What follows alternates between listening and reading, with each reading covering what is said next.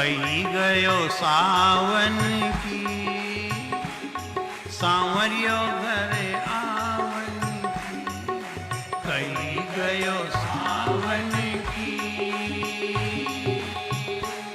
सांवरियो घरे आवन की। कोई तो कहियो रे सांवरियो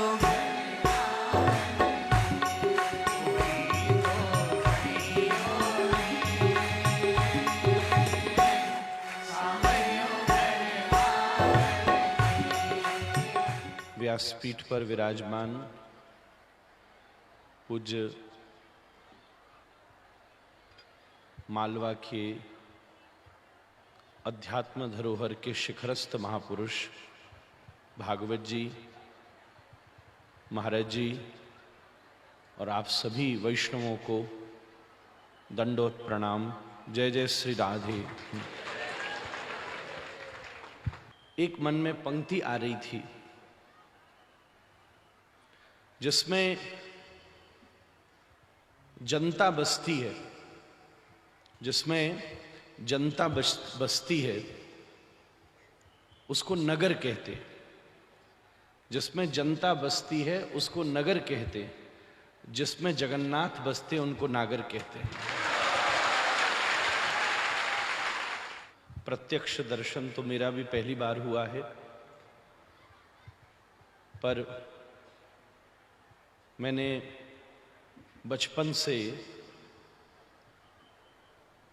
उज्जैन अवंतिका आकर महादेव का दर्शन अनेक बार किया है, पर जीवन में पहली बार महादेव का श्रवण किया।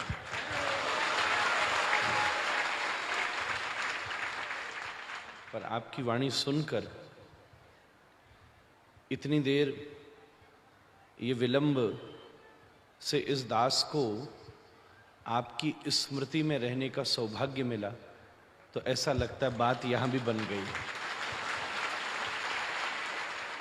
17 वर्ष पहले मैं एक कथा प्रसंग से ओमकारेश्वर था। मन में ऐसा भाव आया, नर्मदा के माँ के मैया के तट पर बैठे कुछ भजन कर लूं, हरि नाम कर लूं। मैया के तट पर बैठकर, बीच में पानी कम था, कुछ शिला थी, वहां बैठकर 2-4 घंटे अपने ठाकुर जी का, राधारमण लाल का स्मरण करता रहता था। 7वें दिन जब माला करने बैठा तो एक अद्वितीय अनुभूति हुई, अद्वितीय अनुभूति। समझो साक्षात प्रभु ही प्रकट हो गए हो।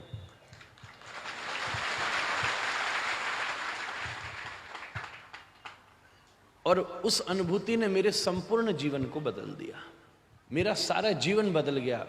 धन्य धन्य कहां तक पहुंच गया। ऐसी लंबी अद्भुत बात सरकार कर रहे थे। तो जिस स्थान पर दास को ये अनुभूति हुई, उस स्थान का नाम नागर घाट था।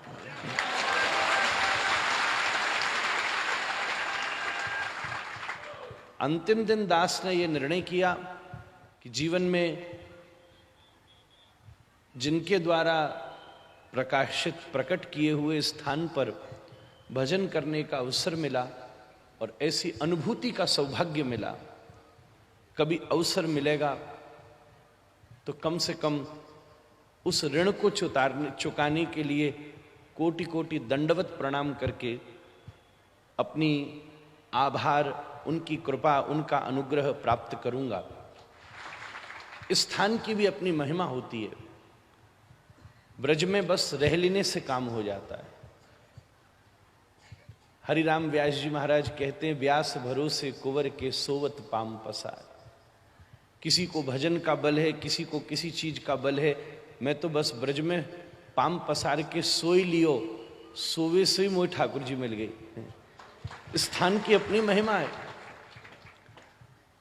नर्मदा जी सदा पवित्र हैं, पर दास को जो अनुभूति हुई, उस अनुभूति का एक बहुत बड़ा कारण, क्योंकि वहां उस घाट पर महादेव और नर्मदा मैया के साथ सरकार का भी नाम जुड़ा हुआ था। सही बात तो ये है, आपकी दृष्टि ये थी कि कथा के विश्राम पर ठाकुर जी आ गए, और मेरी स्मृति ये थी कि पिछले 5 घंटे से यहां ठाकुर जी विराजमान थे। कोटि कोटि प्रणति पूर्वक श्री भागवत जी को, आपको, सभी वैष्णवों को अपनी वाक पुष्पांजलि आपके पावन चरणों में मैं प्रणाम करता हूं।